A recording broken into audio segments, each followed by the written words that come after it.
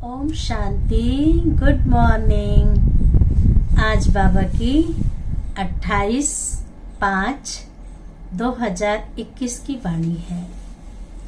आज बाबा ने सुनाया कि बच्चे तुम स्वदर्शन चक्रधारी हो।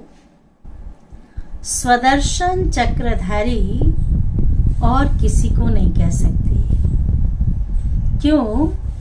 क्योंकि इस संगम युग पर ही तुम बच्चों को सृष्टि के आदि मध्य अंत का जो ज्ञान है वो बाबा ने हम बच्चों को संगम युग पर दिया है। तो बाबा ने कहा इस ज्ञान अमृत को खुद भी पियो, रोज ज्ञान अमृत का पान करो और दूसरों को भी ज्ञान अमृत पिलाओ, अर्थात बाप का संदेश दो।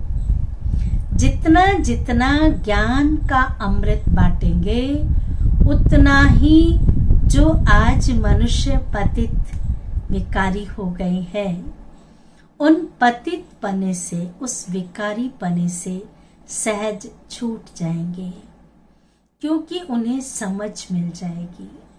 और बाबा ने कहा दूसरी बात कि मैं तुम्हें एक इंजेक्शन देता हूँ।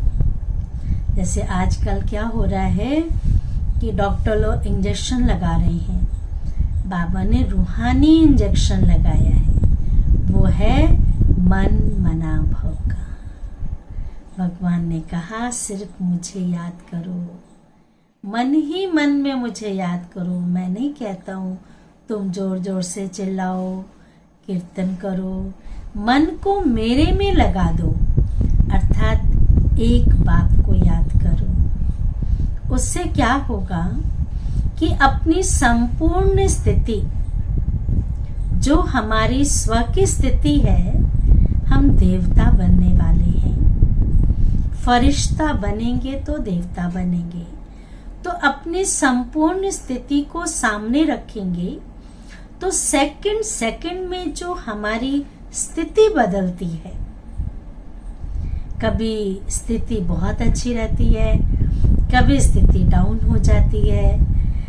तो एक सेकंड में स्थिति अच्छी, एक सेकंड में डाउन। तो जिसको लोगों ने कहा भगवान हमें मोक्ष मिल जाए, भगवान हमें मुक्ति मिल जाए, लेकिन व्यर्थ से मुक्ति चाहिए। जो हम चिंतन चलाते हैं, फालतू चिंतन जिसका कोई मतलब नहीं होता है, ऐसे ही सोचते हैं। जब ऐसे सोचते रहते हैं तो खुद का ही सिर भारी होता है, खुद ही परेशान होते हैं। तो बाबा कहते कि अपनी शान में रहो, अपने लक्ष्य को सामने रखो कि वहां मैं क्या बनने वाला हूँ, मुझे क्या बनना है, बाबा ने मुझे क्या से क्या बना दिया।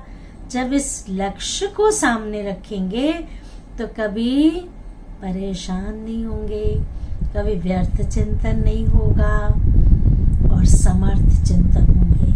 तो सेकंड सेकंड जो हमारा होगा वो समर्थ होगा। अभी हम सुनेंगे बाबा की वाणी। मीठे बच्चे, बाप द्वारा तुम्हें जो सृष्टि के आदि मध्य अंत की नॉलेज मिली है, अब ये लाइन ध्यान से सुनेंगे। बाप द्वारा, भगवान के द्वारा मिली है जो सृष्टि के आदि मध्य अंत की नॉलेज मिली है, इसे तुम बुद्धि में रखते हो, इसलिए तुम हो स्वदर्शन चक्रधारी।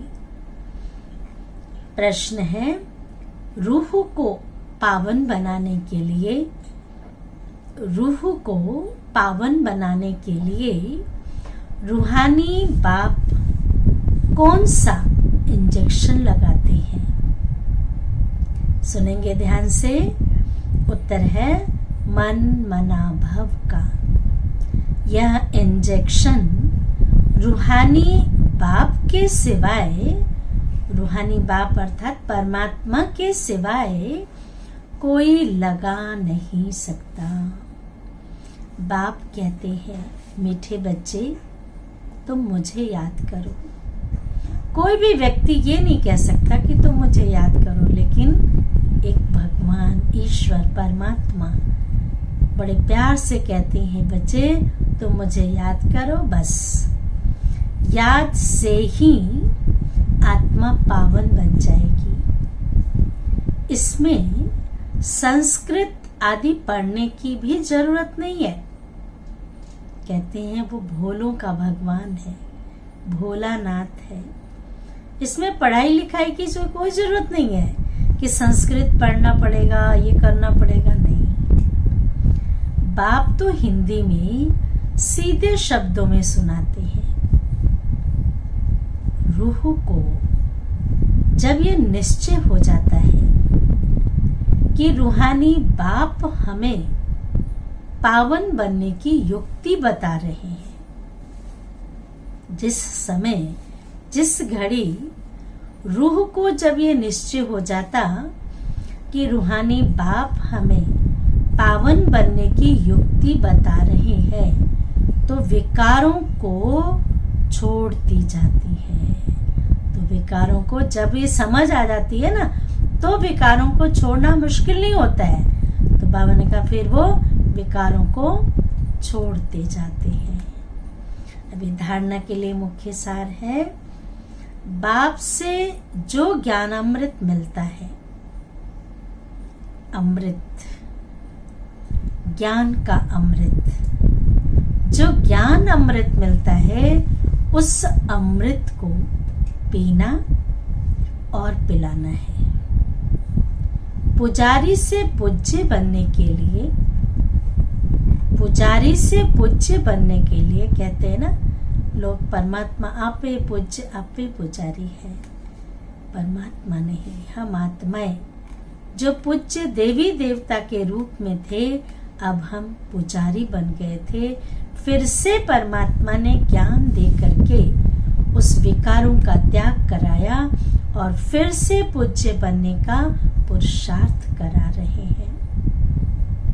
तो कहा पुजारी से पूज्य बनने के लिए विकारों का त्याग करना है। दूसरी पॉइंट है, बाप जो स्वर्ग में जाने के लायक बना रहे हैं, उनकी हर बात माननी है। फिर से सुने कि बाप अर्थात भगवान जो स्वर्ग में जाने के लायक बना रहे हैं, उनकी हर बात माननी है, पूरा निश्चय बुद्धि बनना है। वरदान ध्यान से सुनेंगे सभी। अपने संपूर्ण स्वरूप के आह्वान द्वारा आवागमन के चक्र से छूटने वाले, आवागमन के चक्र से छूटने वाले लकी सितारे भव, जिसका विस्तार है, अब अपनी संपूर्ण स्थिति व संपूर्ण स्वरूप का आह्वान करो, तो वही स्वरूप सदा स्मृति में रहेगा। फिर जो कभी ऊंची स्थिति, कभी नीची स्थिति में, कभी ऊंची, आज योग बहुत अच्छा लगा, आज हमने सेवा बहुत अच्छी की, कल स्थिति डाउन हो गई, योग भी नहीं लग रहा है, मन भी नहीं लग रहा है। तो बाबा ने कहा क्योंकि लक्ष्य को भूल जाते हैं। अगर लक्ष्य सामने है, बच्चे को पता है कि मुझे डॉक्टर बनना है, मुझे वकील बनना है, तो वो लक्ष्य को सामने रखते पढ़ाई पर ध्यान देगा। ये नहीं कि आज पढ़ लिया, कल 10 दिन नहीं पढ़ा, तो वो ऐसे नहीं बन पाएगा ना। लक्ष्य सामने रखो। बाबा भी कहते हैं अपनी लक्ष्मी नारायण की जो फोटो है सामने रखो, अपने लक्ष्य को सामने रखो। तो जो हमारी स्थिति कभी ऊंची कभी नीची स्थिति में आने जाने का चक्र चलता है, इसको बाबा ने आवागमन का चक्र बोला। आने जाने का जो चक्र चलता है, बार बार स्मृति और विस्मृति। कभी याद रखते हैं, कभी भूल जाते हैं। स्मृति और विस्मृति के चक्र में आते हो, इस चक्र से मुक्त हो जाएंगे। वे लोग जन्म मरण के चक्र से छूटने चाहते हैं। दुनिया में लोग कहते हैं भगवान मुझे मुक्ति दे दो, मोक्ष दे दो, इस आवागमन के चक्र से छूट जाएं। तो बाबा ने कहा वो लोग जन्म मरण के चक्र से छूटने चाहते, और आप अंडरलाइन करना, और आप लोग व्यर्थ बातों से